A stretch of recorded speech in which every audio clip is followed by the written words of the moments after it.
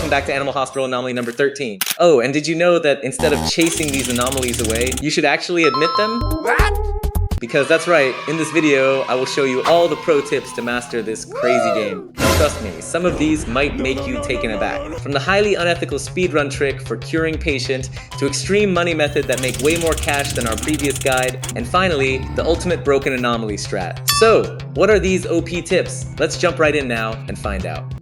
Okay, let's start with tip number 1, which is the ultimate speed run meta to help you blast through the night in record time. Usually when a scary anomaly shows up at your check-in desk, your instinct is probably to reject them immediately to play it safe, but keep rejecting them would take forever because the game's queue system will just keep spamming you with more anomalies.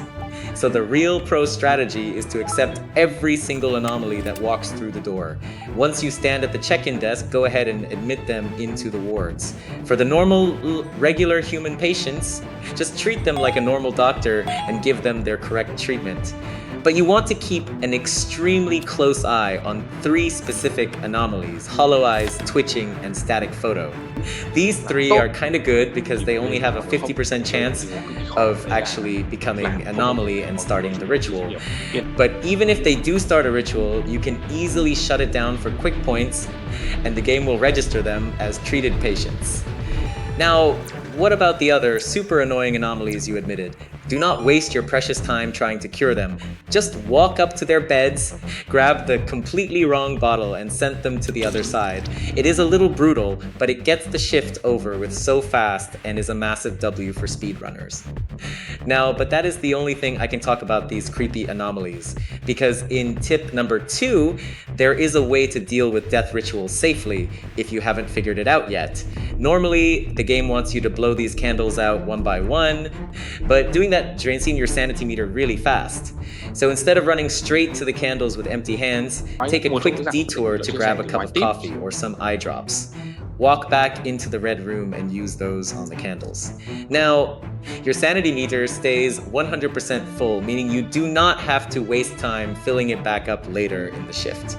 But wait, what if you are in a massive rush and even pouring coffee feels like it's taking too long? Don't worry, because that brings us straight to tip number 3, where we get a bit more aggressive. As soon as a room begins to turn red, do not need to waste your time babysitting candles.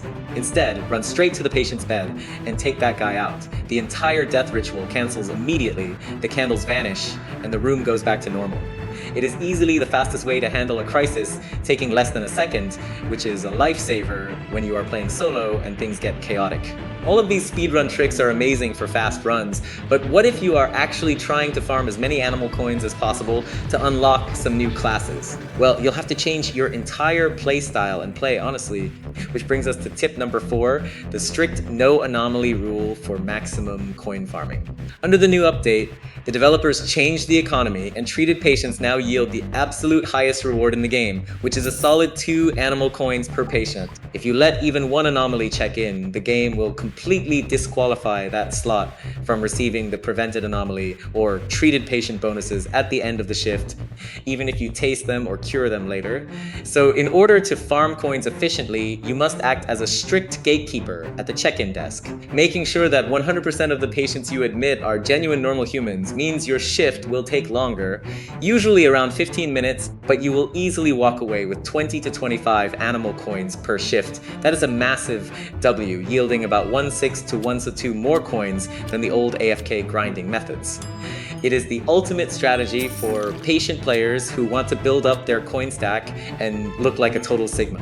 When you are grinding these clean runs over and over to farm coins, every single second counts. To help you cut down on unnecessary waiting times, we have tip number 5, which is a huge quality of life settings change to silence the ultimate yapper. When you first start playing, Dr. Harlow will constantly pop up at the start of your shift to deliver unskippable tutorial dialogue. While this is helpful for a complete bacon, listening to him talk all day is a massive waste of time when you already know how to play. Fortunately, once you have proven your skills and successfully survived past night 4 on your profile, you can permanently disable this dialogue. When you are about to start your next match, check the Skip Doctor's dialogue box. Once you turn this on, you will jump straight into the gameplay the moment the shift starts, with no annoying text boxes or dialogue sequences cluttering your screen. While you are already in the main menu optimizing your settings to save time, you might as well save your eyes too, which brings us to tip number 6, the flash reduction setting. The game loves to use heavy light flickering effects in the hallways and patient wards to build a creepy horror movie atmosphere. While this looks cool for the first few minutes, after playing several shifts in a row, the constant strobing becomes incredibly distracting and can cause actual eye strain. To keep your IRL insanity, you should go into your main settings menu while waiting in the lobby and look for the option labeled Flashing Lights Reduction. Toggle this setting to on. With this activated, the ceiling lights will remain steady and clear even during intense events. It does lower the spooky atmosphere, but it definitely prevents headaches and makes it much easier to spot anomalies moving in the dark hallways. Now that your settings are optimized and your screen looks clean, it's time to master your actual gear. That brings us to tip number 7, which focuses on your most important tool, the fire extinguisher, and how to charge it twice as fast. The fire extinguisher is easily one of the most versatile tools in your entire arsenal because it allows you to put out sudden fires, clear out the sticky green slime, and spray down hallways to reveal ghosts. However, managing its charge level is crucial if you do not want to get caught empty-handed during a crisis. To optimize your extinguisher use, you need to understand how the recharge station behaves. Never let your extinguisher drain completely to 0% during a quiet moment, and do not run back to the charger after using just a tiny 5% spray, because charging a mostly full extinguisher actually takes a long time. Instead, monitor the fuel gauge on the side of the canister and only take the extinguisher back to the wall charger when the level drops right below 40%. With this, the extinguisher recharges at twice the normal speed. And if you are playing a solo shift, make it a habit to plug your extinguisher into the charger immediately after finishing a shift or while you are waiting for the next batch of patients to check in, keeping your gear ready without wasting precious time. Managing your fire extinguisher charge is crucial, but wouldn't it be awesome if you could just stop fires from spawning in your rooms entirely? Well, you actually can, and that is exactly what tip number 8 is all about. Fires break out constantly, and while putting them out is simple enough, it becomes a massive pain when you are in the middle of a delicate surgery. To stop this annoying cycle, you can exploit the way the game registers fire zones.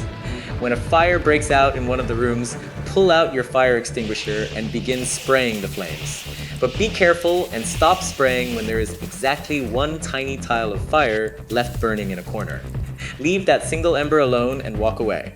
Now, the game's code still registers that specific room as currently on fire. Its hazard system will not attempt to spawn any new, larger fires in that room for the remainder of the shift.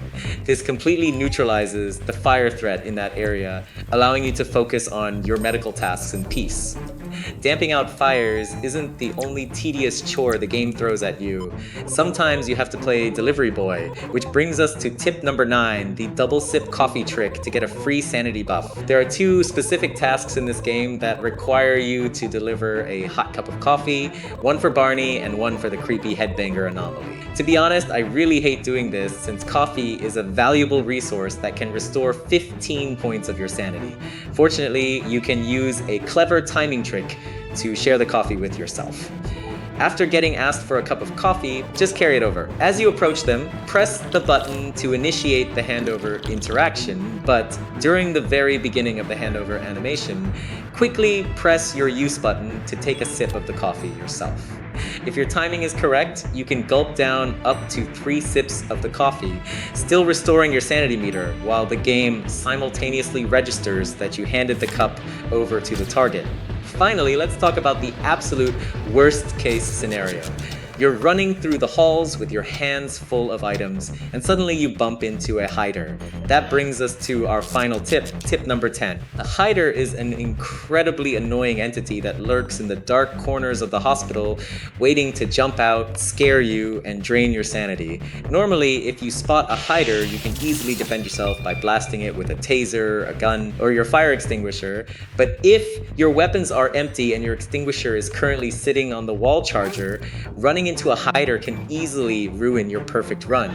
So if you find yourself trapped without any weapons, you can just use a cheap item as a shield, quickly equip any low value item such as the med or organ. When the hider jumps out to attack you, it will actually steal whatever item is currently held in your hand first. Let the hider snatch the cheap item and it will immediately retreat back into the shadows, leaving your sanity completely untouched.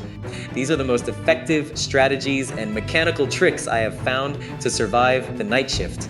If you apply these steps carefully, you will have no trouble managing your patience, keeping your sanity high, and earning plenty of animal coins. If you know of any other useful tips that I might have missed, feel free to leave a comment down below so we can all improve our runs.